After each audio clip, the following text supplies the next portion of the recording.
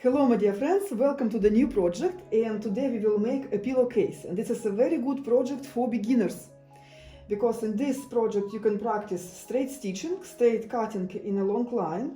Also we will practice the French seam because we will use only our regular sewing machine and will not use an overlock machine. And also you can practice very basic steps for pattern making. That is also very good to do before you proceed to the pattern making for making garments. So I will use a lightweight cotton fabric. I iron it with a high temperature and with a steam to shrink it a little bit and make it absolutely flat. So now it is ready for cutting. So here I prepared a sketch with the details that we will need to cut and their measurements. So we can do it in two different options. This is a one piece option. And this is a two pieces option. I will do it in this option, in two pieces option, because I simply do not have enough materials to cut it as one piece, because I use leftover fabric. But if you buy fabric for making pillows, then you can buy the certain lengths that you will need to make it just as a one piece, much easier way, yes? So in this situation, I just cut it along of this mark and added allowances for a seam on this level. So the finished pillowcase size will be 19.5 by 27.5 inches, or if you're making in centimeters, it will be 50 by 70 centimeters. And I simply added 1 inch to each side of the pattern, of the measurements for the seam allowances.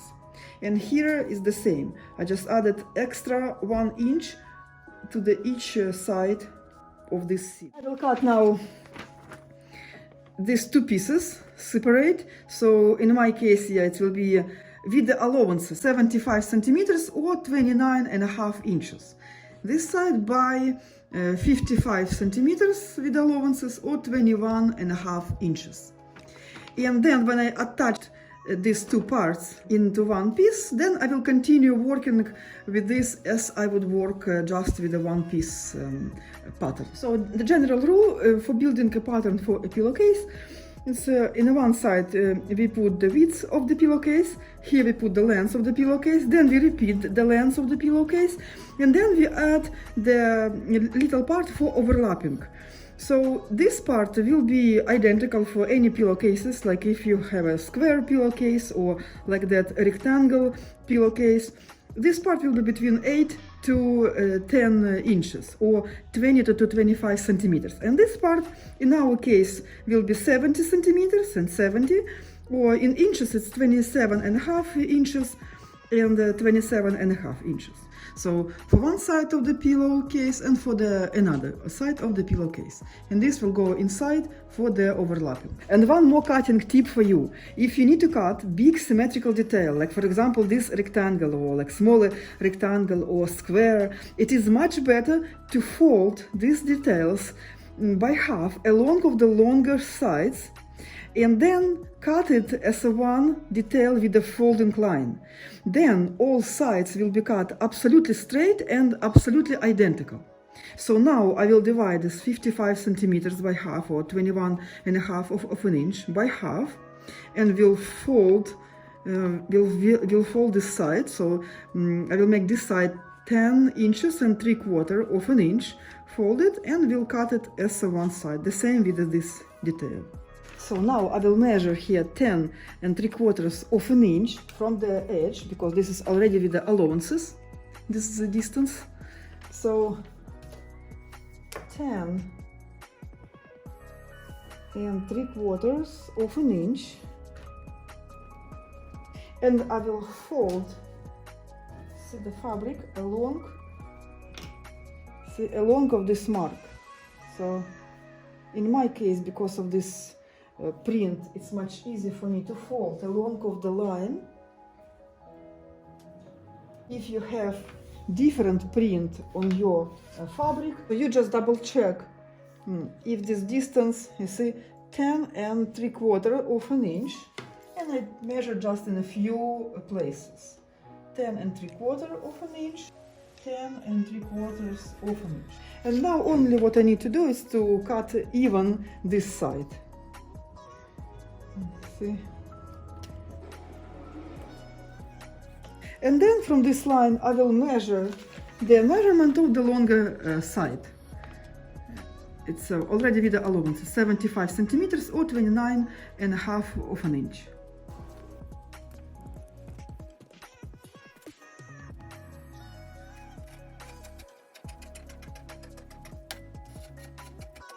Also, if you haven't seen my video how to cut correctly, how to cut a straight line correctly, a long straight line, or even curved line, check out my video. The link will appear now in the screen or in the description to this video. I will also put the link to another video.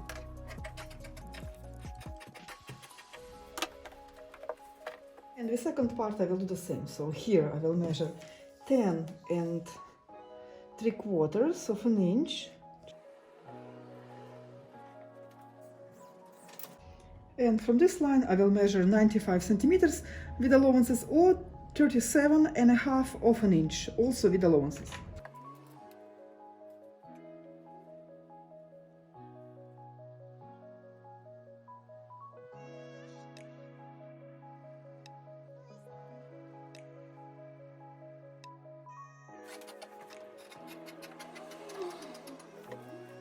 So now we are done with the cutting, and before we proceed to the sewing, I will also make a little notches on both sides. So I will make it on one side, but when I open, they will be on both sides to mark this line of the overlapping. So on 8 inches from the edge. Actually, because of the allowances, I will make it 9 inches away from the edge. It's a very, very little, little cuts. Here. And now we will stitch these two parts together with a French seam. And to do that, we will open our both details and we put it wrong side to the wrong side. I will stitch first seam with a little bit less than 1/2 of an inch allowances. Also, if you are making the pillowcase just for the first time, I would advise you to pin this seam in a few places, like at the ends and also at the center.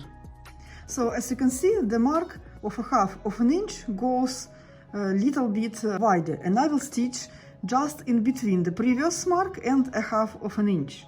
So in this way, for the French seam, when I open it and will stitch second seam, this edge will be completely covered inside of the seam.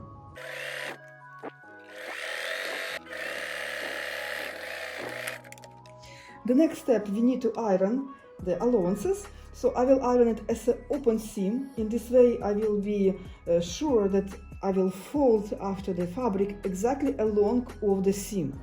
You can also iron it as a felt seam, but I just found this is easy and looks much more accurate. Okay, and the next step of the ironing, I will fold it exactly along of the seam. And this way, it's very easy to form this folding line.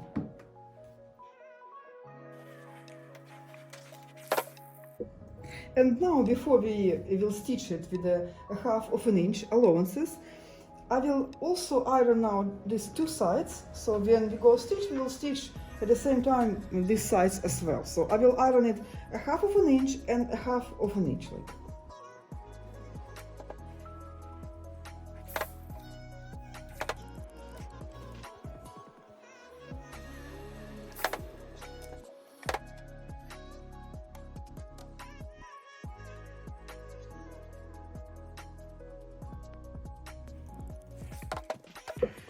Okay, so now it is ready. So we will stitch now those two sides and also our French seam over here.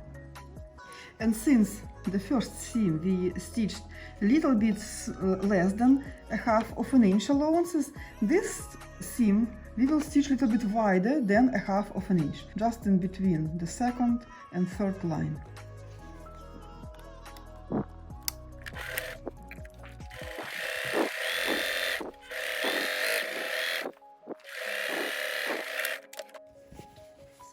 way, all our seam allowances are inside, and we cannot see them from the right side, and also we do not need to cut seam allowances before we stitch the second seam. And the same technique you can apply to any French seams. Even if you want to make the seam allowances much more narrow, you need to stitch the just first seam a little bit smaller and the second seam a little bit wider. Then you don't need to cut the edges before the stitching a second seam, so it will be much faster. And now I will stitch the edges, the ironed edges, also with the seam allowances half of an inch.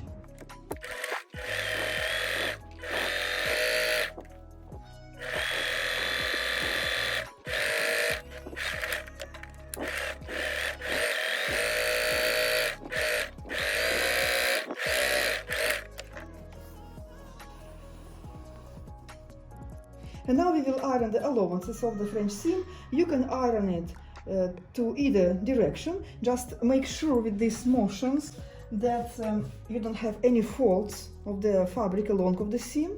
See? And then you can iron it. I will also iron these edges. And now to stitch the long sides correctly, we need to find these little notches, this overlapping part, see?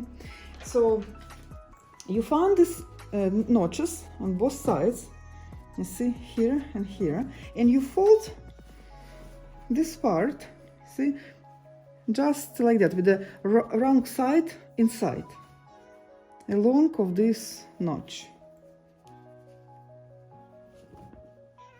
And then this notch you connect with this folded edge, connect together, and I will also pin it, see, to fix it. So in this way, when we stitch it as a French seam, everything will be inside. This overlapping part, see, will be inside. And the same I will do with the second part.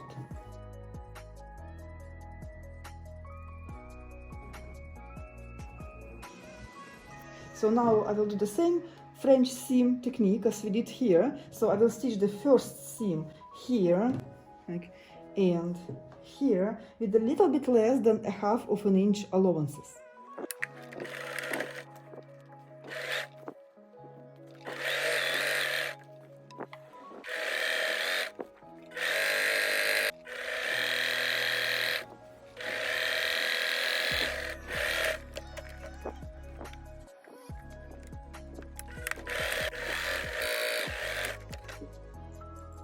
And then we will iron our French seam as an open seam.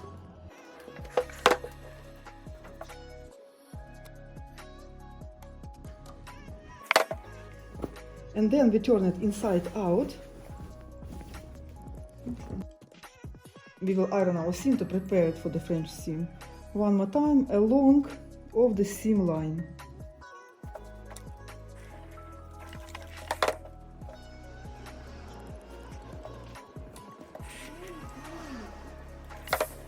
And also here, when you already have a French seam on this side, make sure that you create a nice corner before you stitch the second seam for a French seam for this side. And I will also stitch it a little bit wider than a half of an inch.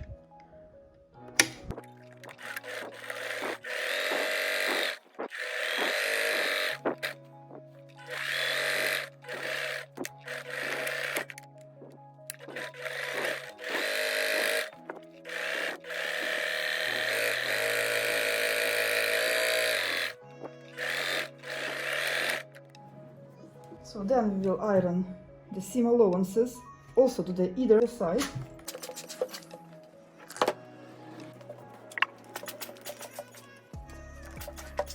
And when you turn it right side out, to make your corners like very accurate and straight, you need to go inside, fold it along of the stitching line, either side, or this side or this side, see?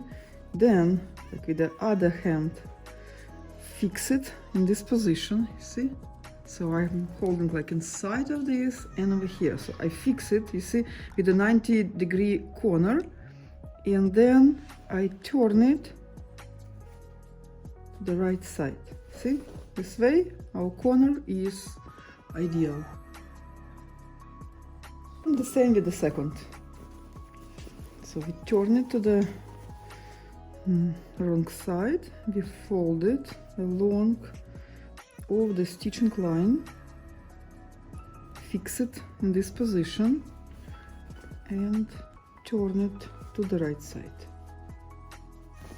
So you can see ideal 90-degree corner. Then the final ironing. We will make all our sides absolutely flat.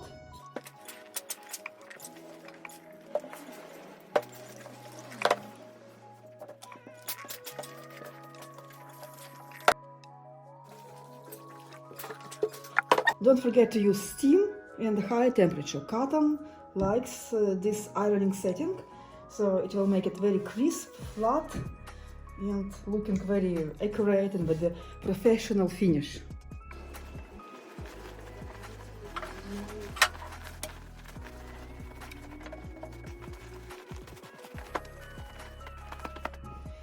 So the pillowcase is ready. As you can see, all corners looks very nice and accurate.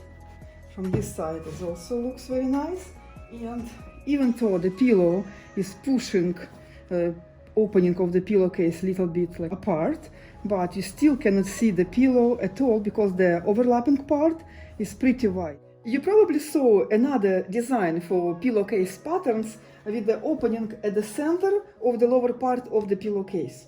I personally prefer to have the opening at the side of the pillowcase because in this way you still can use the lower part of the pillowcase for sleeping as comfortable as the front part.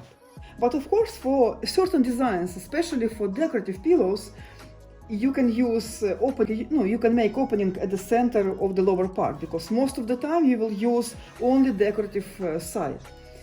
But for sleeping, this opening is the one of the best options. Another options, you can install zipper here, of course, or different like buttons, like different closure. But even for very simple option, this is a very good design. So I hope you like this video. This is a very good practice for beginners to start learning a French seam, how to practice straight cutting, straight stitching, practicing making very accurate looking 90 degrees corners, and also top stitching along of the edge of the folded edge. So even though it's a very simple project, it's full of very practical elements, and it's just very beneficial for beginners for developing your skills. So don't forget to click a like for this video, to subscribe to my channel. So I'm wishing you a lot of fun and success with learning sewing. Looking forward to see you in my next video, and goodbye for now.